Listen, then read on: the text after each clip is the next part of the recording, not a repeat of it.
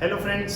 सो हमने last session में ये डिस्कशन किया था कि जो हमारा रीडिंग सेशन नंबर 12 है वो पूरा का पूरा रीडिंग सेशन 12 कंप्राइज क्या करता है। सो हमने कहा था इसके अंदर हम थोड़ा सा डिमांड एनालिसिस पढ़ते हैं और थोड़ा सा सप्लाई एनालिसिस पढ़ते हैं एंड देन डिमांड एनालिसिस में हमें जितने भी टॉपिक्स देखने हैं हमने उसकी एक समरी रेडी की थी, एक छोटा सा चार्ट बनाया था कि डिमांड एनालिसिस में हम लॉ ऑफ डिमांड, उसके रीजंस, ये सारी चीजें पढ़ेंगे एंड साथ साथ में डिमांड की इलास्टिसिटी के बारे में पढ़ेंगे।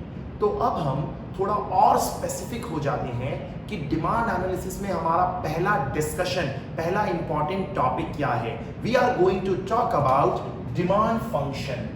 बच्चों आपके सामने ये जो बोर्ड पे बनाया हुआ है ये एक सिंपल चार्ट होता है एक्सप्लेन करने के लिए कि एग्जैक्टली फ्लो क्या है आपके करिकुलम में, ताकि ज़्यादा अच्छी तरीके से डाइजेस्ट हो चीज़ें। तो आप अपने नोट्स में डेफिनेटली इन्हें बना लिया करो, जैसे जैसे हम डिस्कस करते चले जाएं तो थोड़ा ऑटोमेटिकली ध्यान भी ज़्यादा रहेगा और फ्लो के साथ पिक्चर क्लैरिटी और कॉन्सेप्चुअल क्लैरिटी भी बिल्ड होगी। सो हमारा जो डिमांड एनालिसिस वाला पोर्शन है उसमें जो लॉ ऑफ डिमांड वाला पोर्शन है खाली उसके रिलेटेड अब हमें अपना पूरा डिस्कशन कवर करना है इस सेशन में। सो सबसे पहले हम शुरुआत करते हैं that what do you mean by demand function. So हमने डिमांड क्या होता है ये बात लास्ट सेशन में देखा था। जस्ट टू क्विकली रिवाइज कि कोई भी कमोडिटी की एबिलिटी एंड विलिंगनेस है मेरी खरीदने की at a price for a period of time, that is what is a demand. तो मैं एक BMW खरीदना चाहता हूं, मेरे पास पैसे भी हैं, सही दाम पे खरीदना चाहता हूं और इतने टाइम में अगर कोई दे दे तो मैं खरीदने तैयार हूं। अगर ये सब बातें सैटिस्फाई हुई तो वो एक डिमांड है। हम अब पढ़ रहे हैं what is a demand function. तो दूसरा वर्ड आ जाता है डिमांड के साथ फंक्शन। फंक्शन का क्या मतलब होता है? फंक्शन का मतलब होता है दो चीजों के बीच में रिलेशनशिप एक्सप्रेस करना, कि दो चीजों के बीच में संबंध क्या है। तो जब हम कह रहे हैं that we are going to study demand function, तो what do we mean? We mean to say that कि डिमांड ऑफ अ कमोडिटी किन चीजों पे निर्भर है। तो एक तरफ हम बात करते हैं क्वांटिटी डिमांडेड की जो निर्भर है किसी और चीज पर, तो दैट इज व्हाई हम क्वांटिटी डिमांडेड को बोलते हैं डिपेंडेंट वेरिएबल, क्योंकि ये किसी पे निर्भर है। और वहीं किस पे निर्भर है? इंडिपेंडेंट वेरिएबल्स पे। कौन से इंडिपेंडेंट वेरिएबल्स? बहुत सारे होते हैं, बहुत सारे, क्योंकि डिमांड तो बहुत सारी चीजों पे डिपेंड करेगी कि चीज, जिस चीज की हम बात कर रहे हैं वो कितने की है, हमारी इनकम कितनी है, उसके साथ वाली जो कमोडिटीज है, जो उसके सब्स्टिट्यूट्स है, कॉम्प्लीमेंट्री है, उसके दाम क्या है, मार्केट में उस चीज को लेके ट्रेंड क्या चल रहा है, क्या उसका अभी सीजन आ गया है, क्या वेदर सर्कमस्टेंसेस से सपोर्ट करते हैं। ऐसे करके n नंबर ऑफ फैक्टर्स के बेसिस पे डिसाइड होता है किसी चीज की डिमांड क्या होगी। पर हम सिंपल रखने के लिए जो तीन सबसे ज्यादा क्रिटिकल फैक्टर्स होते हैं उन्हें कंसीडर करते हैं px। इट मींस खुद की प्राइस। कमोडिटी x जो है उसकी खुद की प्राइस, तो हम कह सकते हैं quantity demanded of x is a function of its own price। दूसरा कंज्यूमर की इनकम, क्योंकि कंज्यूमर की इनकम ज्यादा होगी तो वो ज्यादा खरीदेगा, कंज्यूमर की इनकम कम होगी तो वो कम खरीदेगा। एंड तीसरा py is price of related commodity. Related commodities को हम दो पार्ट्स में तोड़ सकते हैं, एक होते हैं सब्स्टिट्यूट गुड्स, एक होते हैं कॉम्प्लीमेंट्री गुड्स। जब दो प्रोडक्ट्स एक दूसरे के राइवल होते हैं तो उसे हम कहते हैं सब्स्टिट्यूट। जब दो प्रोडक्ट्स एक साथ खरीदे जाते हैं, साथ साथ संग संग टुगेदर चलते हैं, तो उसे हम कहते हैं कॉम्प्लीमेंट्री गुड्स। फॉर एग्जांपल हम बात करते हैं सॉफ्ट ड्रिंक्स में Pepsi and Thums Up, these are substitutes, these are rivals. वहीं हम बात करते हैं पेट्रोल, कार खरीदी है तो साथ साथ में पेट्रोल भी आपको लेना पड़ता है। पेट्रोल खरीदोगे तो कार होगी तो ही आप पेट्रोल खरीदोगे, साथ साथ में जाते हैं, दीज आर कॉम्प्लीमेंट्री। तो कितनी बार जो रिलेटेड कमोडिटी होती है उसकी प्राइस पे भी डिपेंड करता है कि हमारी कमोडिटी की डिमांड क्या होगी। तो इसीलिए हमने एक सिंपल सा डिमांड फंक्शन तैयार कर लिया that quantity demanded of a commodity x is a function of price of its own commodity that is x, income of the consumer and the price of the related commodities which might be either substitutes और complementary goods. तो हमारे ये जो variables हैं ये independent variable हो गए, जैसे भी बदलेंगे तो हम उसका इंपैक्ट क्वांटिटी डिमांडेड पे देखेंगे, दैट इज डिपेंडेंट वेरिएबल पे देखेंगे। अब समझना, आइडियली तो ये सारे वेरिएबल्स एक साथ बदल सकते हैं और फिर उसका इंपैक्ट हमें इस पे देखना होता है, लेकिन सिंपल रखने के लिए चीजों को, जब हम x की प्राइस बदलेंगे तो बाकी फैक्टर्स को कांस्टेंट रख के समझेंगे कि प्राइस बदलने पे डिमांड पे क्या इंपैक्ट है। जब हम इनकम बदलेंगे तो इनकम बदलते वक्त बाकी चीजों को कांस्टेंट रखेंगे और उसका इंपैक्ट देखेंगे कि क्वांटिटी डिमांडेड पे क्या है। इस तरीके से ही हमारी रीडिंग कंटिन्यू की जाएगी टू कीप इट सिंपल। तो इन सबके बीच में रिलेशन क्या है, जो आपकी बेसिक इकोनॉमिक्स में आपने कभी ना कभी जरूर देखा होगा, चाहे ग्रेजुएशन में या कभी स्कूल में, कि बेसिक इकोनॉमिक्स क्या कहती है कि खुद की क्वांटिटी डिमांडेड और उसकी प्राइस के बीच में रिलेशनशिप क्या होता है, इनवर्स। इनवर्स मतलब किसी भी चीज के दाम गिरते हैं तो उसकी डिमांड बढ़ती है, किसी भी चीज के दाम बढ़ते हैं तो उसकी डिमांड गिरती है, यानी कि the relationship is inverse. When the price falls the quantity demanded of the commodity rises and vice versa. It works both ways. लेकिन हम ये कब पढ़ रहे हैं, जब बाकी सब कांस्टेंट है, यानी बाकी फैक्टर्स नहीं बदल रहे, सिर्फ खुद की प्राइस बदल रही है। ये इतना यूनिवर्सली एक्सेप्टेड मॉडल है, ये इतना कॉमन बात है कि हम इसे आज के वक्त में लॉ बुलाते हैं। Law of demand states that when the price of a commodity falls, the quantity demanded of that commodity rises and vice versa, assuming every other thing or every other factor, every other independent variable is same, is equal, is constant. तो पहला idea price, जिससे इसका relationship कैसा हो गया, inverse. दूसरा area consumer की income.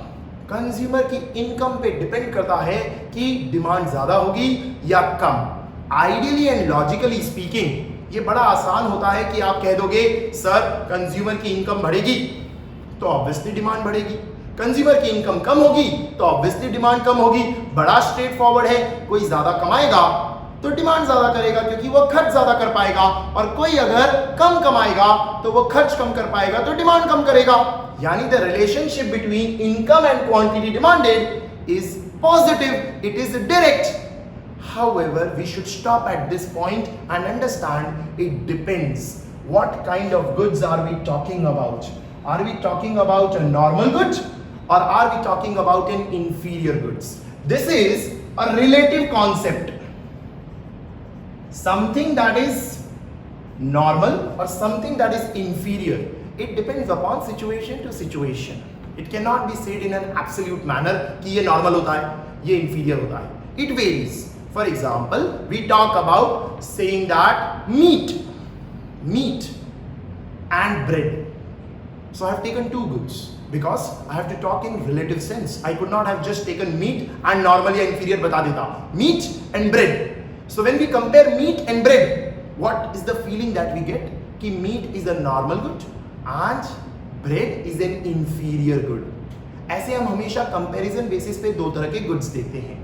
जब हम इस तरीके से क्लासिफाई कर देते हैं, कोई चीज नॉर्मल है मतलब जो थोड़ी महंगी है, सुपीरियर है, वो नॉर्मल है, जो थोड़ी सस्ती है कंपैरेटिवली वो इंफीरियर है, तब हम एनालिसिस करते हैं कि इनकम का इंपैक्ट डिमांड पे क्या होगा, डिपेंडिंग अपॉन कि वो नॉर्मल गुड्स है या फिर इंफीरियर गुड्स। फॉर एग्जांपल, मेरी इनकम बढ़ी, मैं ज्यादा पैसा कमाने लगा, तो मीट जो महंगा आता है वो अब मैं खरीद पाऊंगा, ज्यादा खरीद पाऊंगा क्योंकि मेरी इनकम बढ़ी, मेरी वहां इच्छा ज्यादा होगी खरीदने की। लेकिन वहीं क्योंकि अब मैं ज्यादा पैसा कमाने लगा हूं, मुझे ऐसा फील होगा अब जब मैं मीट खा ही रहा हूं तो मैं ब्रेड क्यों खरीदूं, मुझे ब्रेड खरीदने की इच्छा नहीं है क्योंकि मैं उसे इंफीरियर ट्रीट करता हूं जैसे ही मेरी इनकम बढ़ी।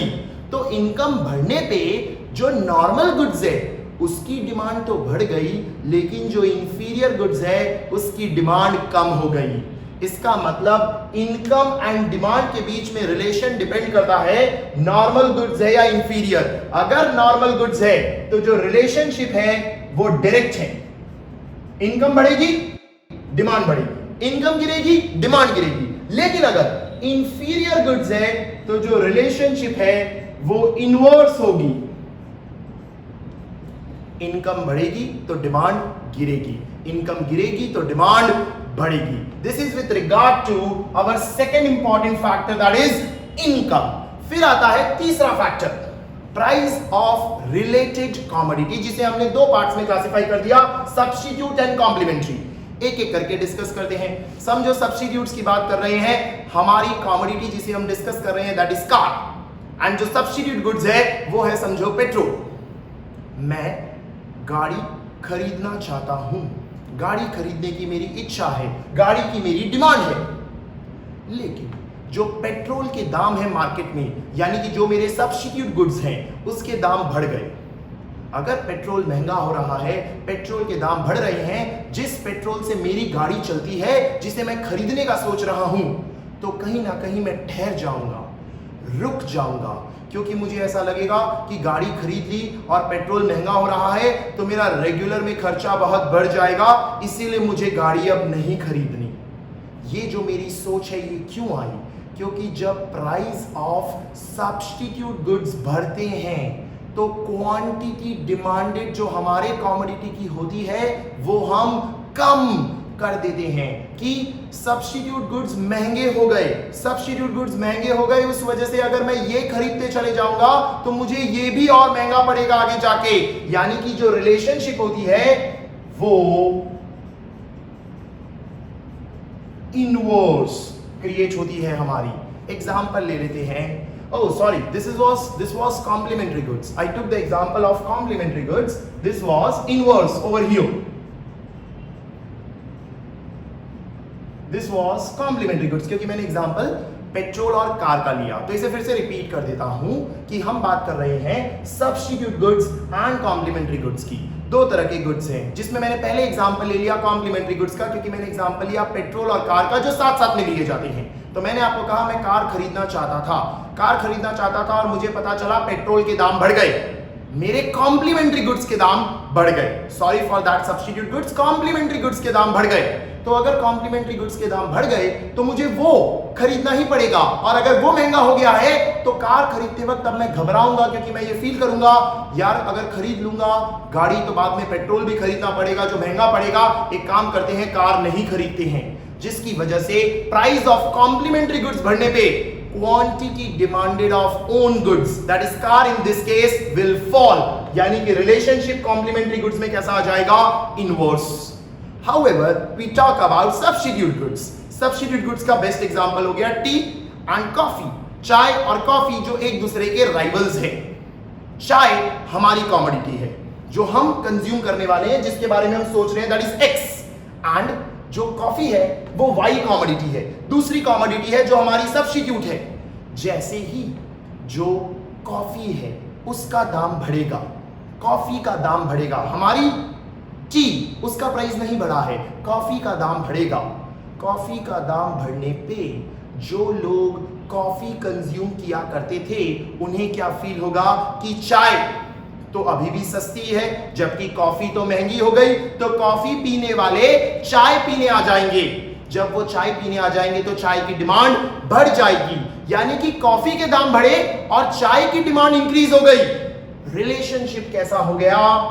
डायरेक्ट पॉजिटिव रिलेशनशिप हो गया हमारे सब्स्टिट्यूट गुड्स के केस में। सिमिलरली कॉफी की प्राइस गिर गई, जो रिलेटेड कॉमोडिटी थी, जो सब्स्टिट्यूट गुड्स थी, कॉफी की प्राइस गिर गई। कॉफी की प्राइस गिर गई तो चाय पीने वाला सोचेगा लेट अस कंज्यूम कॉफी, क्योंकि चाय तो अभी भी उतने की है, महंगी है comparatively, let us go towards coffee, और वो टी छोड़ देगा, टी की डिमांड गिर जाएगी। कॉफी के दाम गिरने पे टी की डिमांड गिर गई।